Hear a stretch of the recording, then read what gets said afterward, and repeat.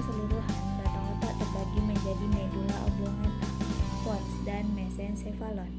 Batang otak mengandung banyak jaras serabut, termasuk semua jaras ascendens dan descendens yang menghubungkan otak dengan brevier.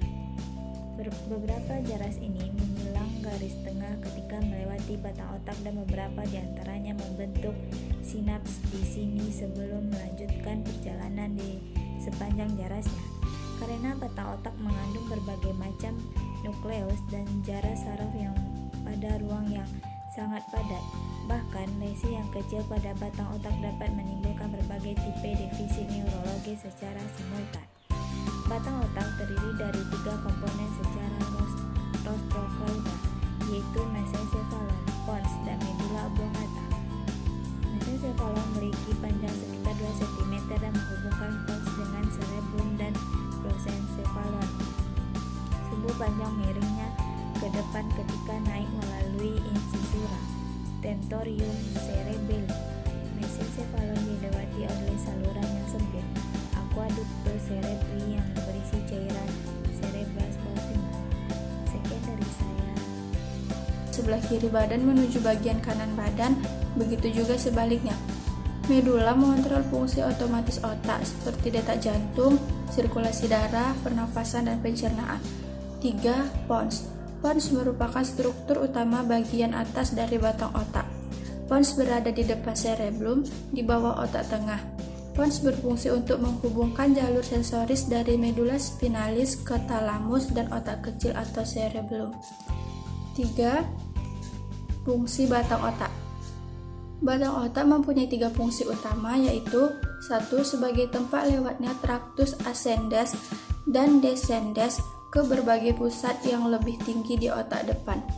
2. Pusat-pusat refleks penting yang mengatur sistem respirasi dan sistem kardiovaskular serta pengendali kesadaran. 3. Melekatnya nukleus saraf kranial 3 sampai 12 yang sangat penting. Assalamualaikum warahmatullahi wabarakatuh. Nama saya Aisyah Berdaton. Saya akan membahas tentang gangguan dan kelainan pada batang otak. 1. Struk batang otak.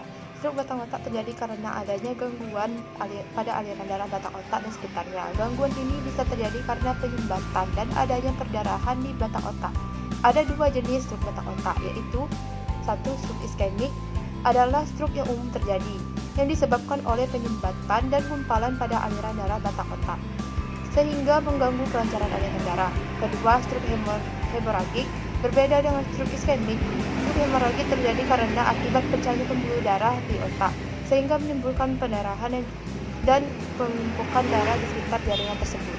Kedua, kematian batang otak. Kematian batang otak disebabkan karena mengalami kerusakan pada batang otak secara permanen, kehilangan kesadaran dan kemampuan untuk bernapas.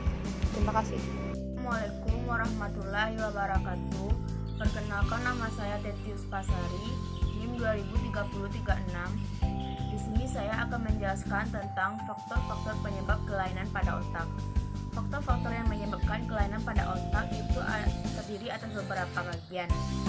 Di antaranya yaitu hipertensi, kolesterol tinggi, diabetes, penyakit kardiovaskular, kelainan darah, kanker, penyakit autoimun, serangan jantung, stroke, herniasi otak, cedera kepala berat, perdarahan otak, interaksi otak, tumor otak, overdosis obat-obatan,